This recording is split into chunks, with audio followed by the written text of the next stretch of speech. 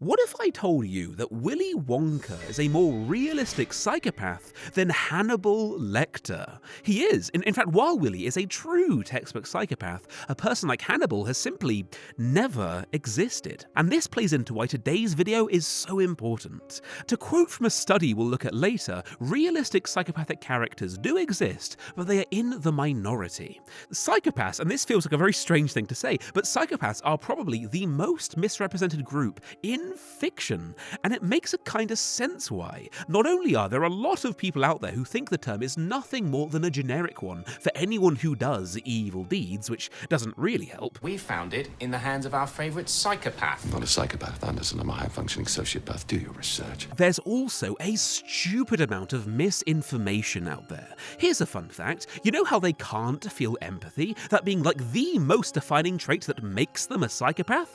Did you know that's a lie? They absolutely can feel empathy, and I've got a study here to prove it. And take the most viewed video on this entire topic, 15 million views, not too shabby. At the start, this expert says something very interesting. Every psychopath is narcissistic, but not every narcissist is psychopathic. It's a pithy, punchy summary, and she says it so confidently, it sounds so neat. It must be true. You know where this is going, don't you? It's false. Me and my team did a stupid amount of research here, and we couldn't find one quality primary source anywhere to back up what she's saying there. Yes, psychopaths tend to have narcissism, true, but the correlation is not total. Not all are narcissistic. That exact clip is actually what inspired this video. I wanted to write a realistic psychopath and found that not only do most depictions get it wrong, researching how to do it right is like wading through a minefield of lies and half-truths. And it doesn't help how these supposed experts are often the ones spreading them. So I'm pulling a Thanos, fine, I'll do it myself. This is the start of a new series on The Closer Look, where me and my team delve into these quite tricky topics, do a stupid amount of research, and using only primary sources, create the definitive guide on how to write that topic. Back to Willy Wonka, because yes, he is a psychopath. He's kind of a perfect one, to be honest, and it's time to test out a useful tool you ought to use here. In the 1970s, Robert Hare created the Hare's Checklist, and to this day, it's still the gold standard in how to diagnose psychopathy. It's been updated and improved through the years, so it's specifically the PCLR test from 2003 you ought to use here. I've laid this all out in the description for you to read or copy-paste at your pleasure. Using Hare's method, we're going to diagnose Willy Wonka. There are 20 criteria here, and for each that applies well, he gets a 2. If it only applies partly, he gets a 1. If he gets a score of 30, Willy is officially a psychopath. Though while this is the case in the US, in other countries it differs. Like in the UK, for example, they get a diagnosis at the score of 25. Firstly, they are a deceptive and pathological liar. Well, the first time we see Wonka, he pretends to have a limp when he doesn't. Then he hires a man to pretend to be his competitor when he isn't. And then there's him lying about giving out the tickets randomly. He's clearly gotten his goon to hand out these tickets personally, so only kids can get the 5 tickets so he can conduct his bizarre succession ritual. That is a massive check. Next, criminal versatility. Basically, do they commit a wide range of crimes? Well, you got the gold tickets not being given out randomly, which is a rigged lottery. That's fraud in most countries. And you've got so many more here. Reckless endangerment of children, grievous bodily harm in how he miniaturized Mike TV and turned Violet into a blueberry, never mind his slave labor force. So yeah, a big check on criminal versatility. Next, has often tricked, conned, or manipulated people. I mean, on top of the whole ticket fiasco, he also rushes people through signing a contract when they can't possibly read the fine print. That's manipulative as hell, so a big check there. This is not looking good for Mr. Wonka. Next, glibness or superficial charm. This is a big one, actually. You want to pay a lot of attention to this. You see this in psychopaths all the time. They have a lot of trouble organically feeling emotions and sentiments, so they regurgitate these inauthentic canned phrases in an effort to pretend that they actually do have these emotions. American Psycho is one film that crushes this. I ranted a lot about these inaccurate depictions earlier, but American Psycho is immaculate. Every aspect of Patrick Bateman is true to reality. He can't have an original opinion on art to save his life, so he remembers what others have written about music and superficially recites that as if it's his own opinion. This all being a part of his effort to be a chameleon, to pretend he's an average person. The whole album has a clear, crisp sound and a new sheen of consummate professionalism. that really gives the songs a big boost. How does this apply to Willy? Well, a great example is when Violet eats the experimental gum. He knows that you turn purple and blow up when you eat this. He knows it's stupidly dangerous. Yet when she starts chewing, does he warn her of the danger or physically take it away from her? No. Instead, he says, "Stop, don't." Speaking the canned phrase in a very glib way. He couldn't care less if Violet is mutilated. He's just saying that so he has some deniability when her dad accuses him of harming his child. And he's not just glib, he's a very charismatic, charming man, despite the fact that we never actually learn anything about him on a deeper level through this movie. So that's another criteria he knocks out of the park. And it's not just that, we've got a quintuple whammy in this scene, because it also ticks off 4 other markers. Those are displaying a lack of remorse or guilt, being callous or lacking empathy, irresponsibility, and a shallow emotional response. Somebody do something! Call a doctor! Stick her with a pin. She'll pop. It happens every time. They all become blueberries. You've really done it this time, haven't you, Wonka? I'll break you for this! Oh, well, I'll get it right in the end. Yep, that's all 4 of them to a T. And forget Violet, also look at when Augustus gets trapped in an industrial pipe, and Willy isn't just not nervous about him drowning, he's genuinely thrilled. The suspense is terrible. He's gonna go this time. I hope it'll last. How was this man ever a child-friendly icon? He needs to be kept away from kids at all costs, seriously. And this is all without mentioning the elephant in the room. It's the boat scene. The danger must be growing, for the rowers keep on rowing, and they're certainly not showing any signs that they are slowing. Oh, make him stop, Daddy! What the fuck is this film? I mean, Wonka is clearly loving this. He's relishing how everyone is squirming with fear on his hallucinatory hell ride. Sadism isn't actually on Hare's checklist, but it is classic psychopath behavior nonetheless. Next, he has a grandiose sense of self-worth. Wonka clearly cares a great deal about how people perceive him. He's built a business empire under his personal name. And, that reminds me of someone else who did something quite similar and then went on to... No, I swore I'd never get political on this channel again. I'm not doing that. No, not going there. But Willy has some grandiosity that's at least a partial check. And next, he lacks realistic long-term goals. This could cut both ways. He's clearly a genius at planning marketing campaigns because his golden ticket competition has pretty much everyone ransacking shops to buy his chocolate bars, but then again his plan is to literally give away his factory to a child, which isn't terribly pragmatic. Let's give this one a partial check. And the last thing we'll go over is the only part of Hare's checklist that Wonka doesn't tick off, that being having a parasitic lifestyle. The man's a highly successful entrepreneur who owns a massive factory. He's not parasitic at all if you discount, his slave labor force. What's the rub here is there are a lot of details we can't know. One criteria is how frequently one's had short-term marriages, and another is promiscuous sexual behavior. Small wonder why neither of those things were covered in Roald Dahl's children's book, but there are a few unknowns here we got to work with. But Willy scores at least a 26 on Hare's checklist, so he's probably a psychopath by UK standards, very nearly one in the US. And if you fill in the blanks with just 4 more points, which I'm sure you can find somewhere, he's one there too. There you go, Willy Wonka is genuinely a psychopath. And this is all good fun, but something worth mentioning, Hare's checklist is meant to be used by qualified psychologists after an intensive review of their life history and a multi-hour interview, not the average Joe on the street who's only briefly glimpsed these aspects. This is a really useful tool for workshopping characters. Feel free to use it as a character creation sheet for your psychopath, but please don't brazenly use this technique on real people. The truth is, there's a lot of ground to cover today, because I'm not just teaching you some new information. For a lot of you, I'm also explaining why a lot of what you probably believe about psychopathy is wrong, and it's largely Hollywood's fault. The issue is, Hollywood's hijacked the perception of the condition, meaning people incorrectly perceive psychopathy and have a ton of misconceptions around it. Lystad and Linkowski, 2 forensic psychologists, broke down the accuracy of psychopaths on screen in a study. In it, they noted all kinds of behavioral inaccuracies in early cinema, like how psychopathic characters in those black and white thrillers would often be cartoonishly sadistic and giggle like lunatics. Like, you know, one step away from tying people to a train track while they stroke their handlebar moustache. It was all rather unrealistic. But it makes a kind of sense why, because psychopathy hadn't entered the public consciousness yet, so writers and audiences simply didn't know any better.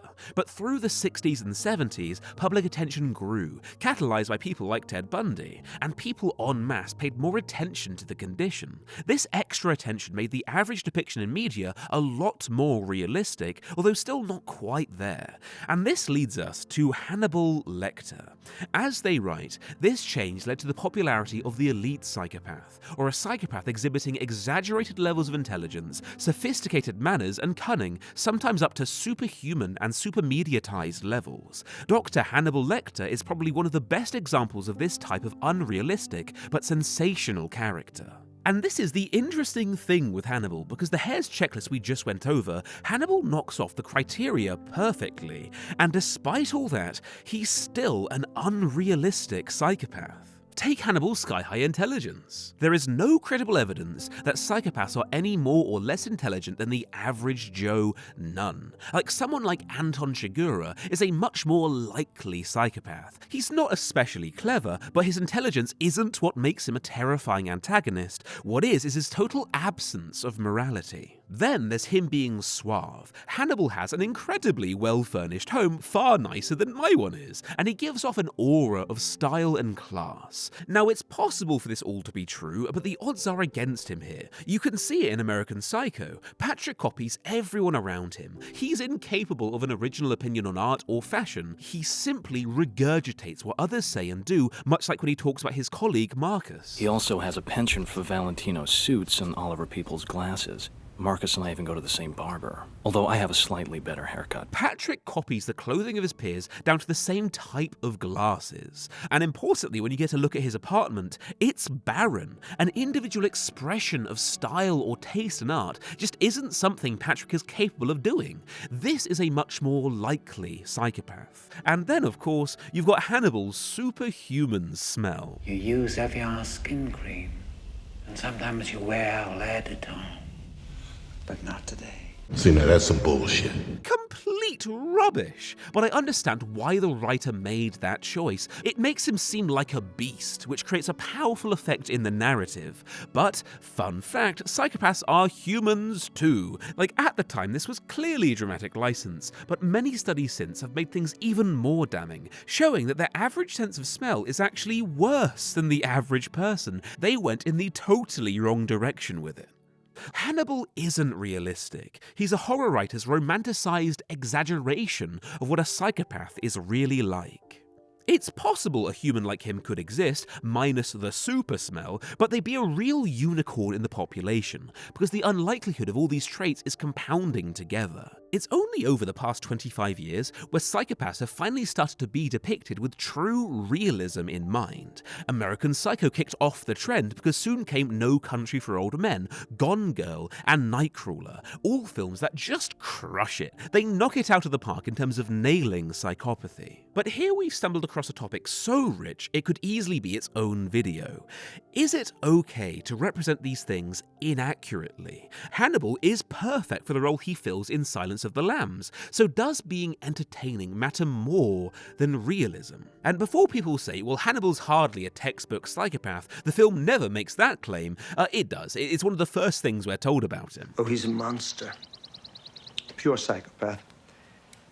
So rare to capture one alive. The realism versus entertainment debate is such a murky one that the answer will never truly be settled on. But my stance when it comes to real conditions that real people have, it's not a case of erring on either side. It becomes an unbreakably hard rule where realism trumps entertainment value every time. Being a good writer isn't just about entertaining people. We have responsibilities beyond that. Imagine if we had an autistic character, but for entertainment value, they were inaccurately represented. That's hurting a lot of people's feelings who live with the condition, and debatably worse, it's spreading misconceptions about that condition to the public, which can cause real-world harm. It's a categorical fact that this chronic misrepresentation of psychopathy in our media has given us a warped, incorrect view of the condition. When you Google "do all psychopaths," the first 3 results are kill, commit crimes, and kill people. But when you actually search any of those questions, the immediate answer is a resounding No. I'd bet good money the reason why they're the most common searches is because 99% of the time when we see a psychopath in our media, they're a murderer. Like, yes, psychopaths are more violent than average. They're around twice as likely to commit a violent crime than non-psychopaths. But only twice? It's only double? It's not quadruple or pentuple? Like, just because they're more likely than average to be a criminal, that does not mean your psychopathic character must be a criminal. And to those who say, well, where's the fun? If I can't have them committing murder, how am I supposed to make them an entertaining character? Well, you can do that. I'm not saying you can't one bit. As I've said, people like Patrick Bateman and Amy Dunn from Gone Girl absolutely exist in the world, but they're not typical. So why not consider a more typical psychopath? Perhaps a boss who fires their employees the second they become more of a burden than they are a benefit and feels no remorse for doing it. Or a banker who denies some people a loan they desperately need because from a purely logical point of view, by a razor-thin margin, the risk isn't worth it, and he doesn't feel conflicted at all about telling them to their face and crushing their dreams. Those sound like interesting characters, creating a lot of drama around them, and they're much more typical psychopaths, the realistic ones we actually meet in our day-to-day lives. Frankly, I can't remember the last time I saw a character like that in fiction. Like, I'm sure there's been a few, but people get so focused on the whole slasher, take their body parts as trophies subclass of the condition, they forget that many psychopaths, perhaps even the majority of them, play by the rules of society, though they may be prone to doing it quite callously. That's a whole type of character that's both extremely realistic and can make for some bloody compelling conflict in a story. But because this group has been misrepresented so chronically, most writers perpetuate the misrepresentation, never considering them as being anything other than a murderer, never realizing that there are actually some really fun, realistic types of characters to write around this group that might be an even better fit for their story. Like, I swear to most people, it doesn't even occur to them that a psychopath can be a law-abiding citizen. That's the kind of harm misrepresentation creates. It is murky because Silence of the Lambs is a masterpiece. It won 5 Oscars for a reason, and Hannibal was integral to that story. But while it was busy being an incredible feat of art, the film was also spreading misconceptions about psychopathy and getting people to sincerely believe lies about the condition, which has contributed towards those lies still being in our subconscious decades later. Do not underestimate the power art can have in changing the way people think, for better or worse. This all said, I don't think there's anything wrong at all with creating a villain like Hannibal, though. If you're after some wacky, larger-than-life villain in your fantasy story, knock yourself out. The real problem is they went out of their way to specifically diagnose him as a psychopath, with a doctor calling him such. And the moment you do that, the responsibility of accurate representation is incumbent upon you. And it's one they ignored. But there's another super interesting area to sink our teeth into, the foundation of any good character, motivation, because what motivates a psychopath is very different from what motivates a neurotypical person.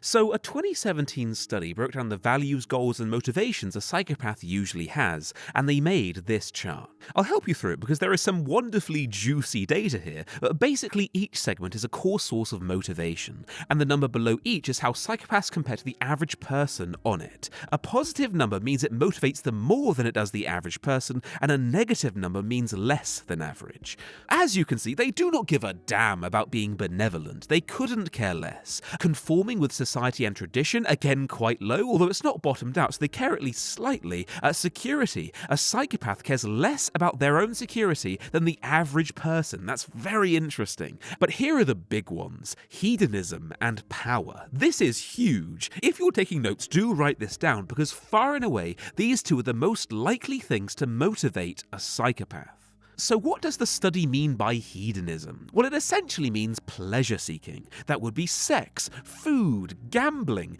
murder, music, drugs, anything that might give them a quick hit of pleasure in any particular moment. A great example, and I know I keep playing from it, but goddamn, American Psycho just crushed every aspect here, is when he's going to the restaurant with his partner Evelyn. I'm on the verge of tears by the time we arrive at a spas, since I'm positive we won't have a decent table. But we do, and relief washes over me in an awesome way. Slightly intense, but not an abnormal thing for someone to feel. Only immediately after, he narrates this. I'm fairly certain that Timothy Bryce and Evelyn are having an affair. I'm almost completely indifferent as to whether Evelyn knows I'm having an affair with Courtney Rawlinson, her closest friend. And that captures what psychopaths usually care about perfectly. He doesn't care about her cheating on him because the relationship clearly isn't of utility to him. She's not increasing his social standing, she's not rich or providing great sex. The existence of their relationship doesn't play into any of the things that motivates Patrick, so he really doesn't mind if it blows up or not. He also doesn't care about Evelyn's feelings. It's simply not a consideration he's capable of making. That would fall under the benevolent section, so he couldn't give less of a toss.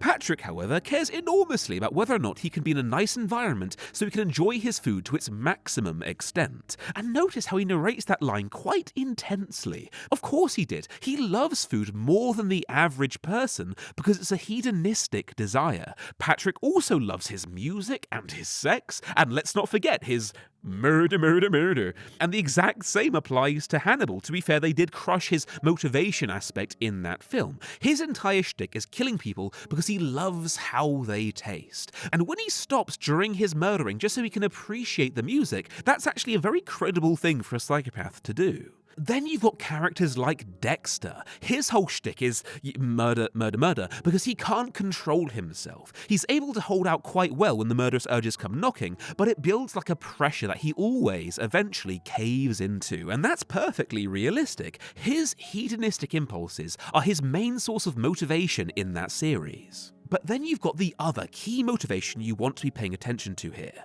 power. I do crave control.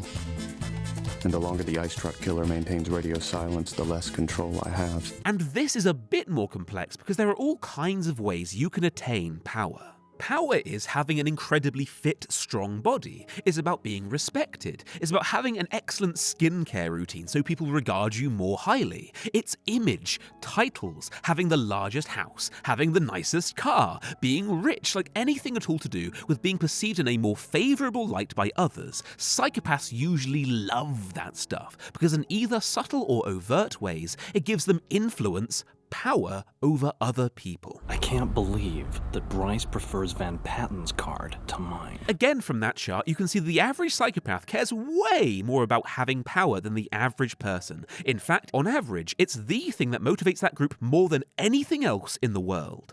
So that study got this data by asking psychopaths a number of questions on what they do in hypothetical scenarios, and one of their questions is very interesting here. Assuming the purchasing power of your money is the same, would you rather A, your current yearly income is $50,000 while others earn $25,000, or B, your current yearly income is $100,000 while others earn $200,000? For psychopaths, they reliably picked A over B, and this is another insight into the way they think. If someone merely cared about their own security, they'd pick B any day of the week. But if security didn't matter so much, as it is for psychopaths, and they instead cared about their relative position in society, aka power, they'd go for A, which is what psychopaths reliably did. The blunt truth is, psychopaths have a strong tendency towards selfishness. Almost always, the only person they'll care about is themselves. And if it looks like they're helping someone out, they're usually only doing that because in some sort of way, it's helping them out too. As we touched on earlier, usually psychopaths are narcissistic, and that alone is a huge topic that we can't fully delve into here,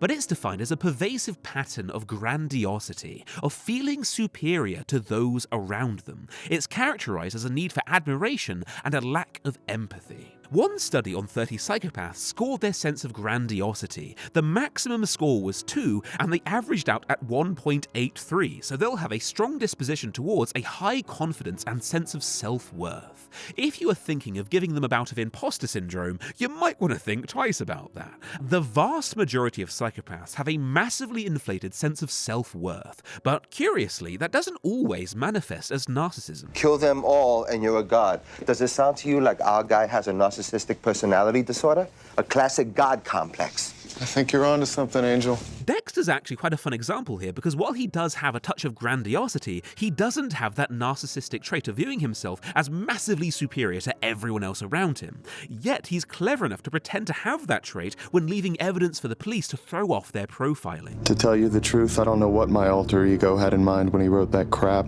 I just pulled from various blogs on the internet, mixed and matched. Presto manifesto. While Dexter's hedonistic impulses are his fundamental motivation, it's easy to be convinced otherwise due to how he bigs himself up in his narration, telling himself how killing all these murderers is towards a productive end and he's doing the public a great service.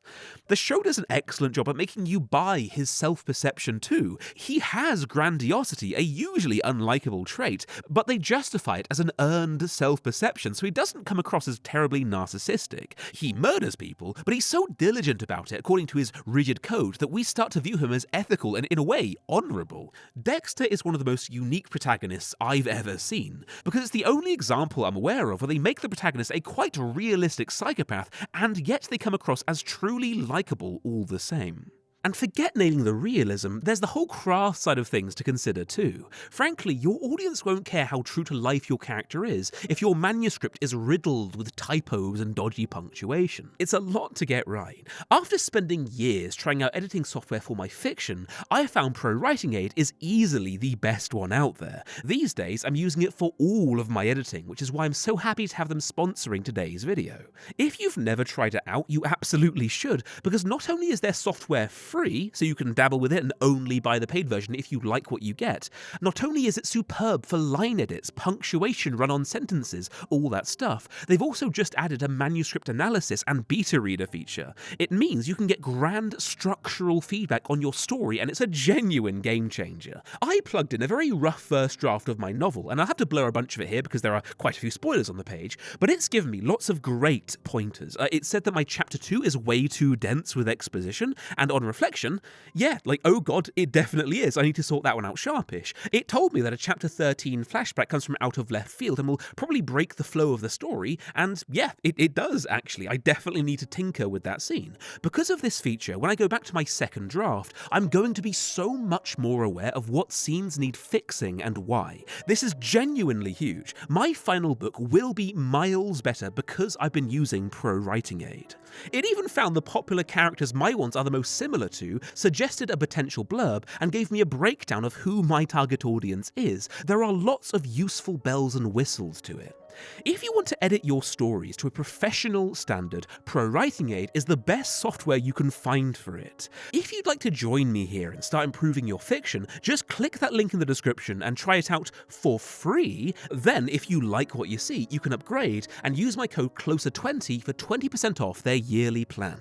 Or, if you're quick about it, there's a limited time 25% discount ending on the 29th of August. But back to it, an interesting distinction here is how a neurotypical person cares a lot about both external and internal motivations. The latter could be self-actualization, self-esteem, creative fulfillment, that kind of stuff. An average psychopath, however, really doesn't give a damn about that kind of internal stuff. So I said I'd use primary sources, and I'm kind of breaking that rule here, because I didn't find many great papers on this particular aspect, but I did find a Quora post. This is some quality evidence here, guys. This is very anecdotal, but when I see psychopaths explain their feelings around these internal achievements for themselves, they say something like this guy did.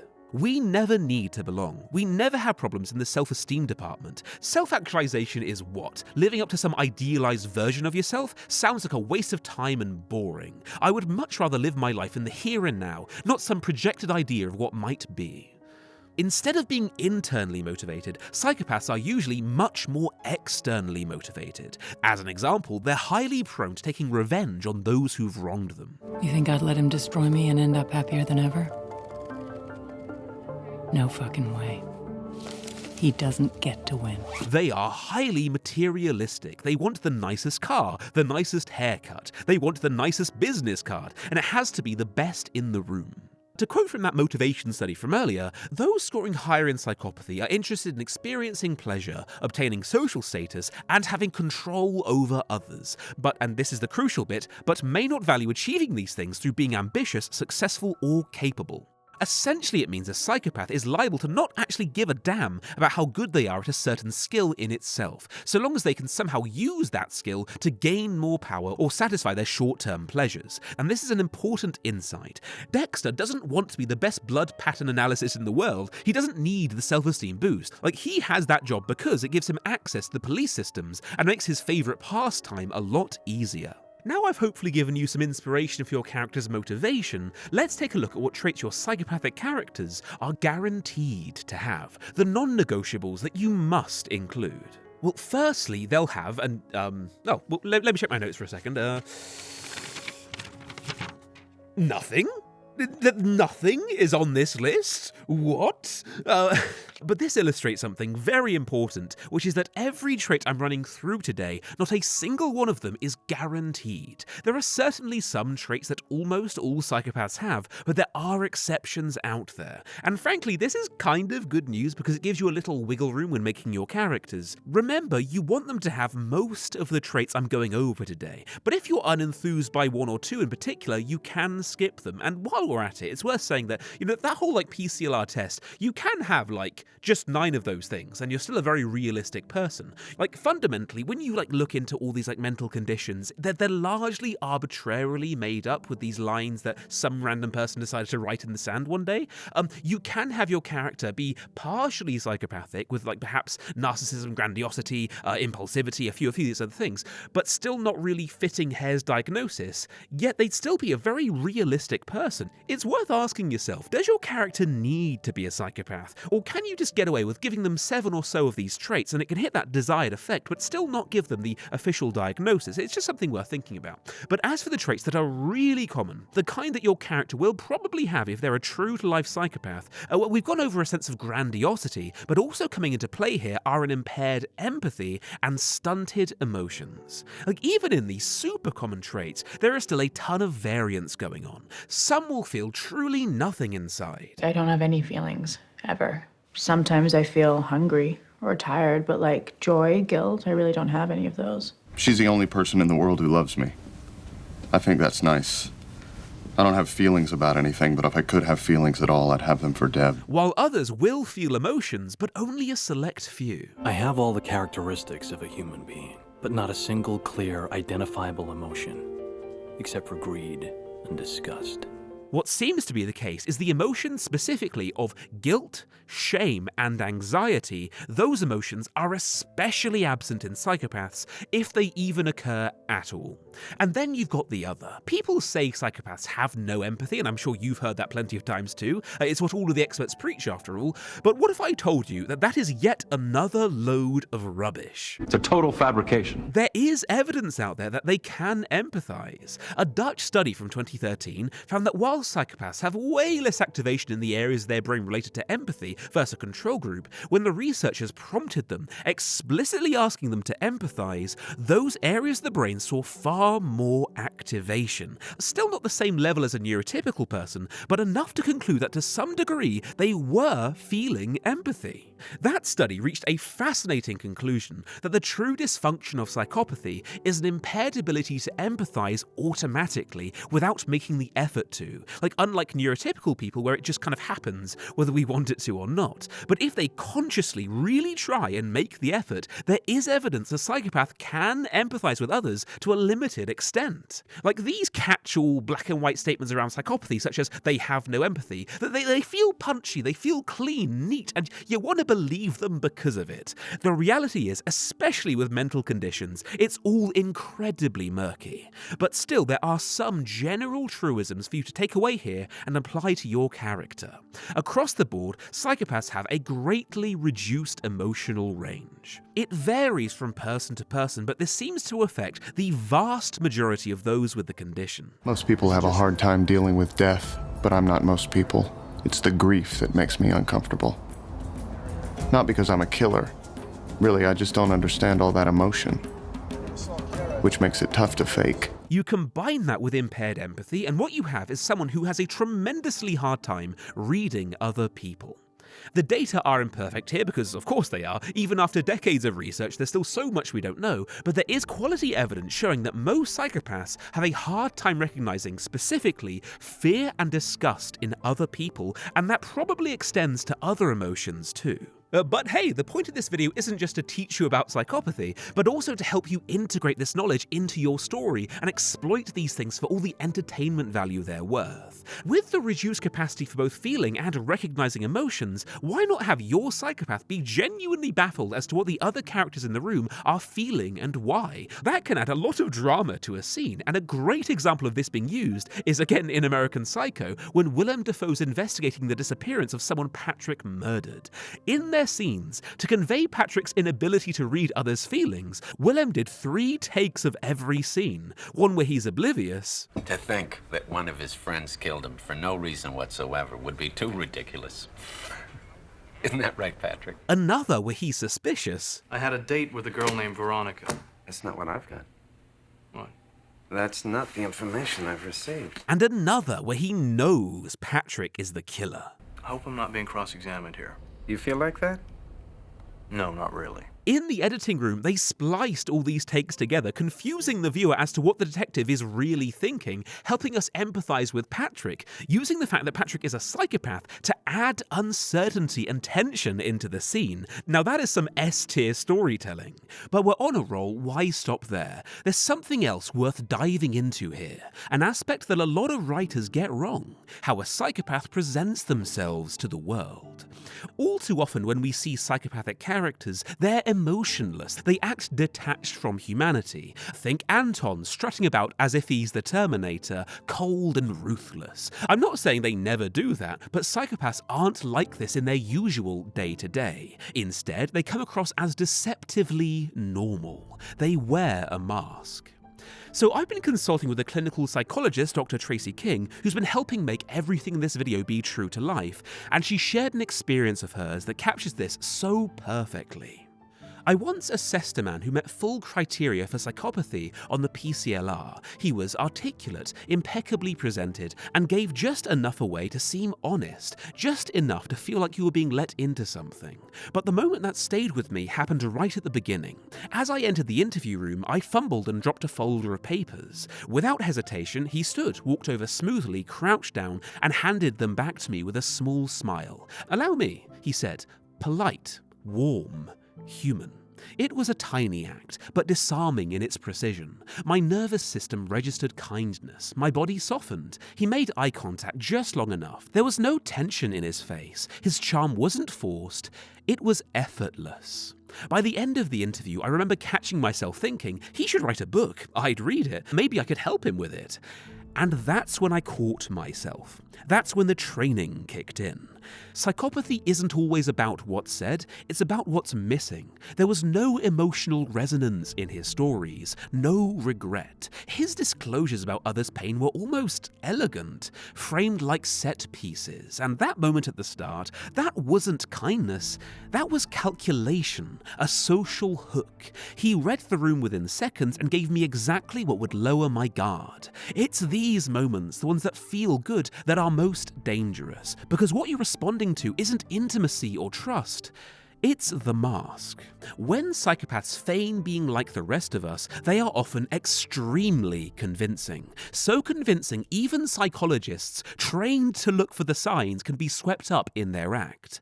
Your psychopath is probably excellent at convincing your other characters they're a likable ally. They'll compliment them. Maybe their dialogue looks like this.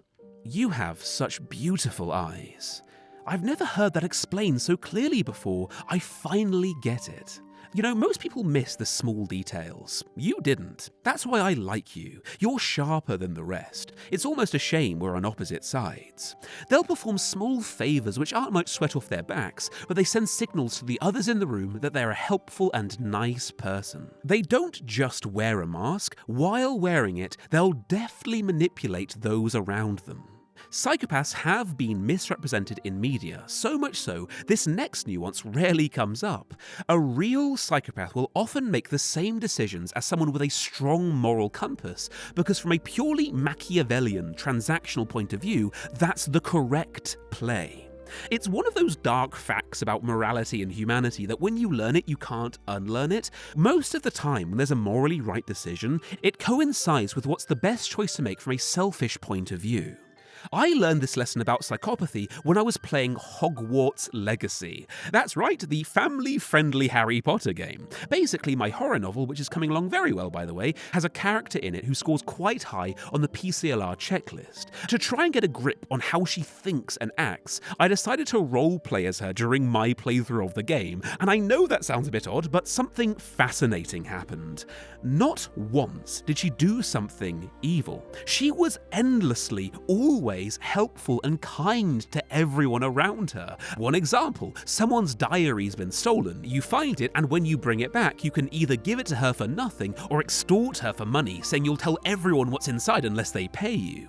But the issue is, and this is probably a fault of the game having fairly bad RPG mechanics, but nobody would pick that second option, even a psychopath, because that second choice is so stupid. They'd make an enemy for life, and she'd surely go around and tell everyone how much of a monster my character is. Meanwhile, if I return it, I've made a new friend, one who feels indebted to me. They'll always speak about me in a positive light, and should I ever be in a pinch, well, I can come straight to her and she'll help me out. That's worth far more than a few measly coins. This right here is how psychopaths think.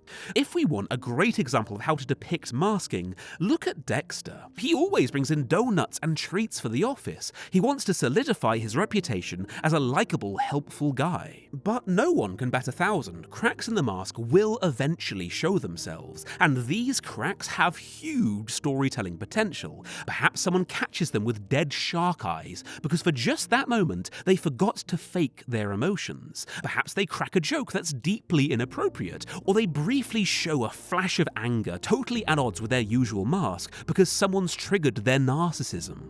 They might be showing the entirely wrong emotion in a scene, perhaps a deadpan reaction to tragedy, perhaps they're even amused by tragedy. I've never seen someone so excited about a crime scene before.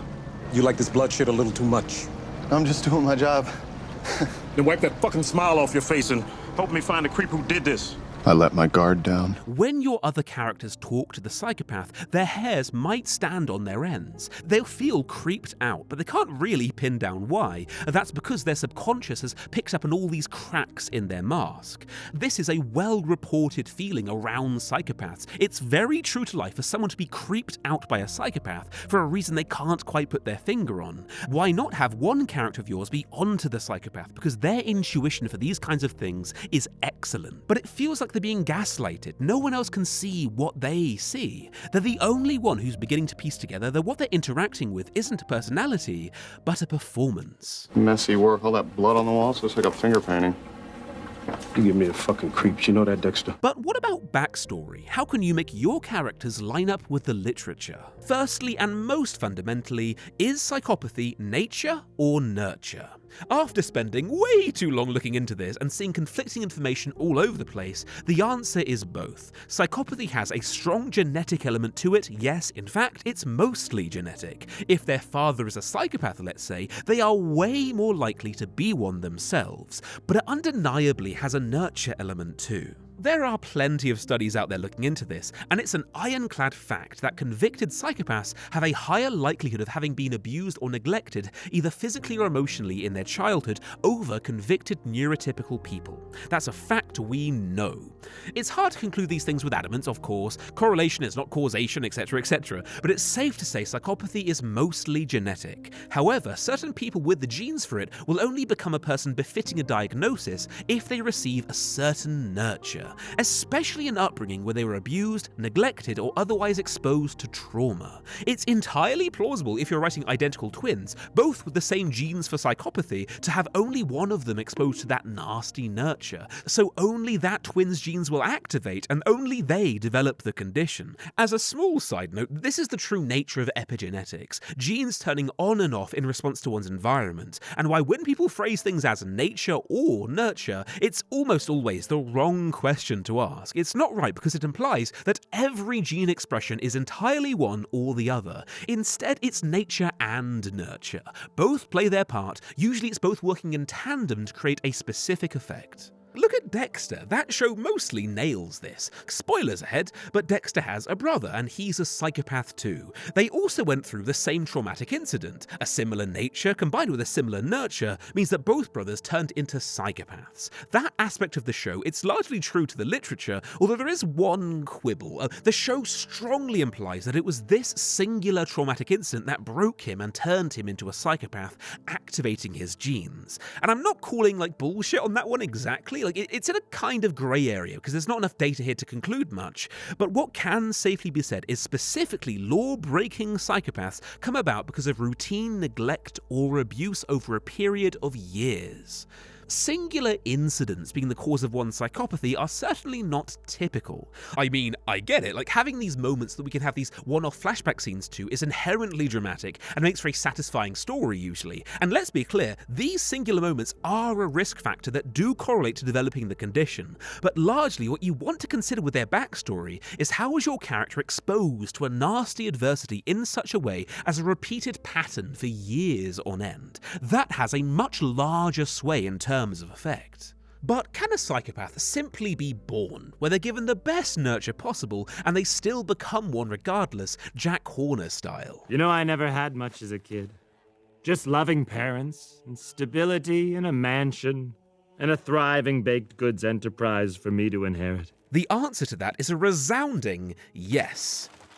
Asterisk, because it's kind of an impossible question to answer. Reading through the lines, it is possible, it seems. It seems someone can just be born as one and have a perfectly decent nature yet still become a psychopath later on. However, what's certainly the case is having loving parental figures guiding them through their formative younger years is effective at mitigating their psychopathic tendencies and making them a more functional member of society.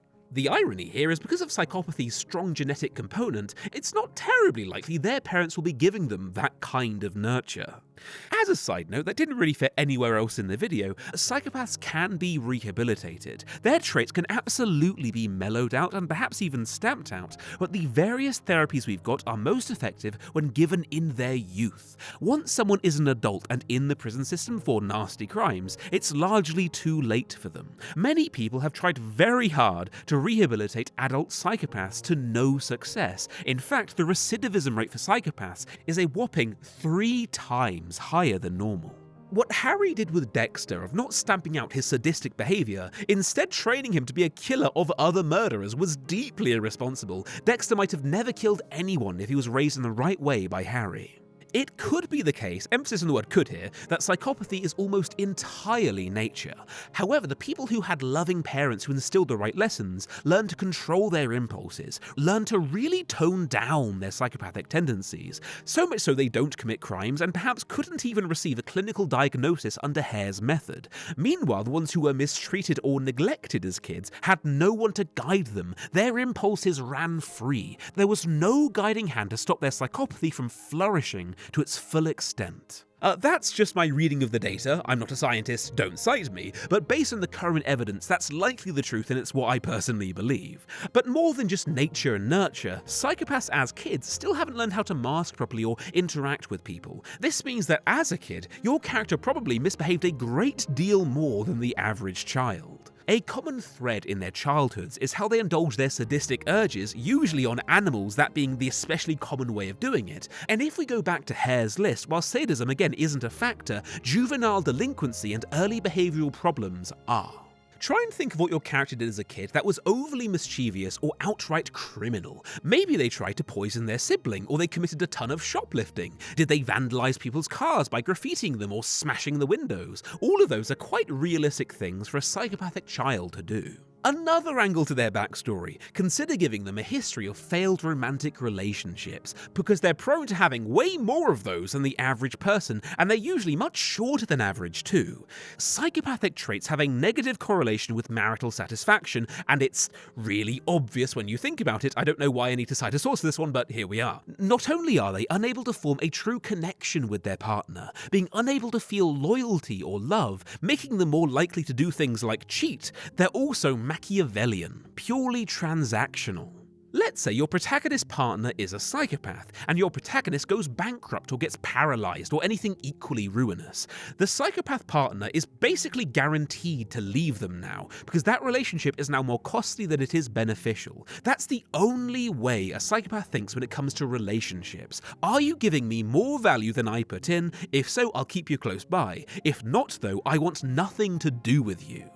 You combine that with an inability to form genuine emotional connections and to actually care about their partner's well-being as its own thing. Of course they have a way higher divorce rate than the average person. It only makes sense when you think about it. And if you want a great example of this, look at Ross from Friends. He's had 3 failed marriages, and when you watch Friends without the laugh track, it kind of makes sense why. I tried attacking 2 women, did not work.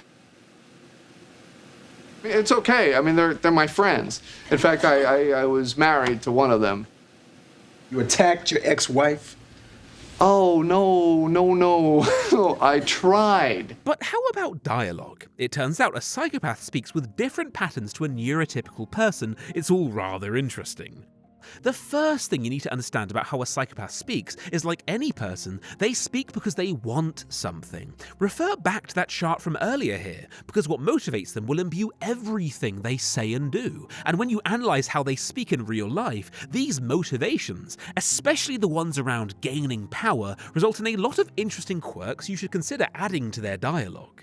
A 2016 systematic review laid out that they're strongly persuasive, use misleading words so they can be more convincing. They have a clever use of emotionally charged words, aiming to gain attention and admiration. They have a shallow expression of the emotions that they can't feel, and these are interesting ones. They're more verbose than average, and often speak slower than average. These are all patterns of speech a psychopath is prone to have, and you should consider adding them into your dialogue. You look at most of the things on this list, and they make sense. They speak in these ways as a method of gaining power. Being verbose too. If they're rattling off complex terms and words, even if they're using them incorrectly, which they very well might, it will make the one they're speaking to feel inferior and give the psychopath more authority. But of all the ones on that list, the one that raises your eyebrow the most, right, is the one that they speak slower than average. But you think about it, of course they do. It makes sense, because I've talked to people who talk so slowly, and at the time I grasped why, and I respected them far less for it.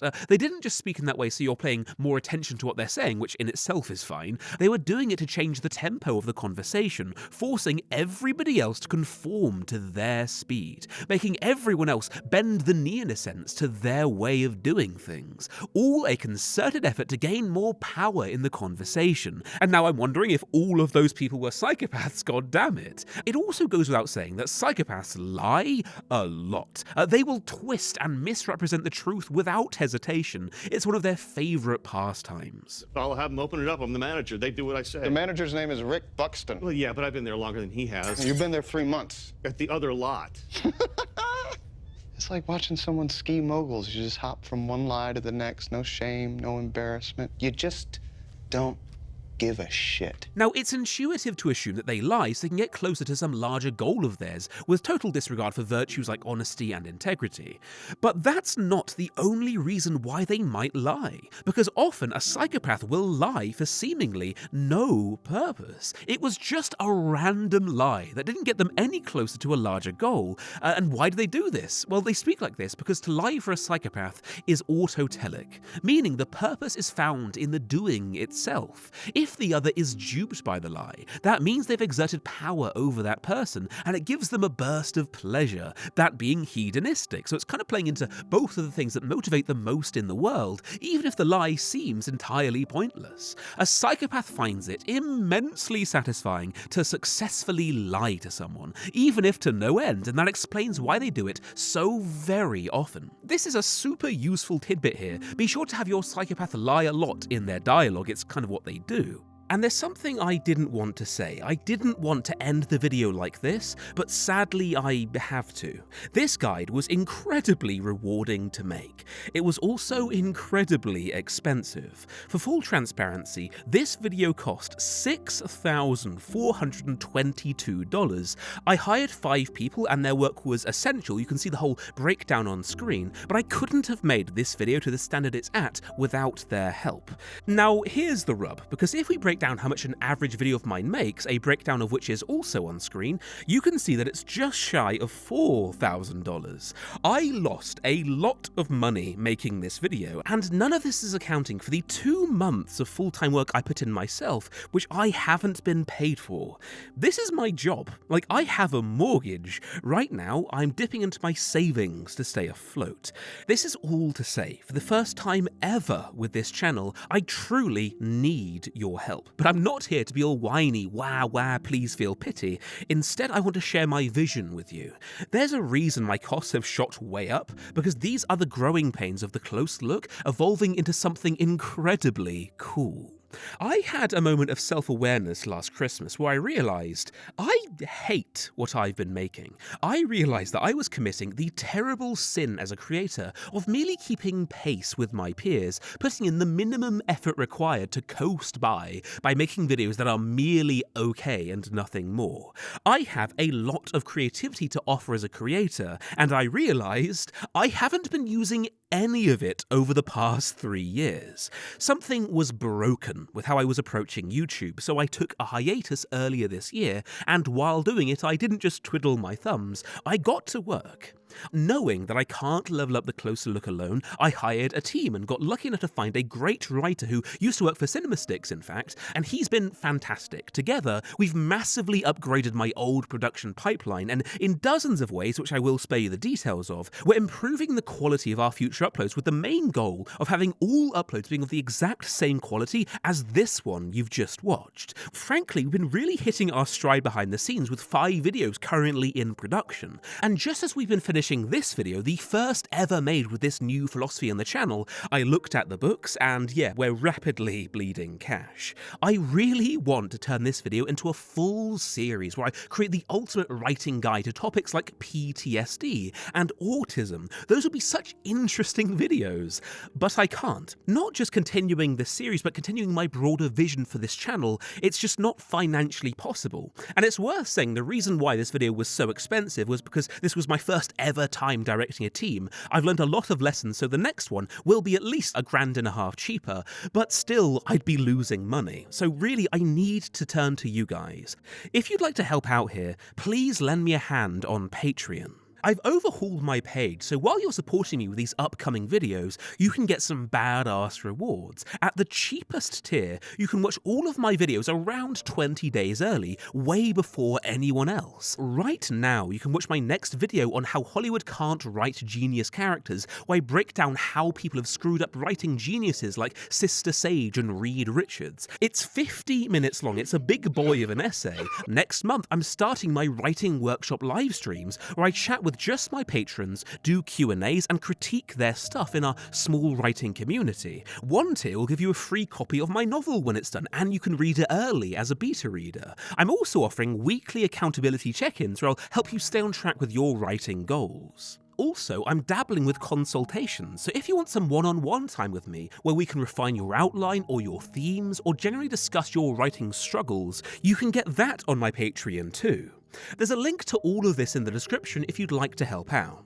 Giving some tangible goals, in order to sustainably keep making these topic deep dives, we need to hit $1,500 a month. At that amount, I can stop dipping into my savings and just about scrape by. Any more than that's incredible. It will make so many wacky videos possible, but for this series to continue specifically, we really need to hit that 1,500 mark. If we don't, this will be the first and last video of its kind on my channel. Again, there's a link to my Patreon page in the description and in the top comment, but please don't feel pressured to help out. A lot of people are struggling right now. Whatever the case, I hope you found this video insightful, keep writing, and I'll see you guys next time on The Closer Look.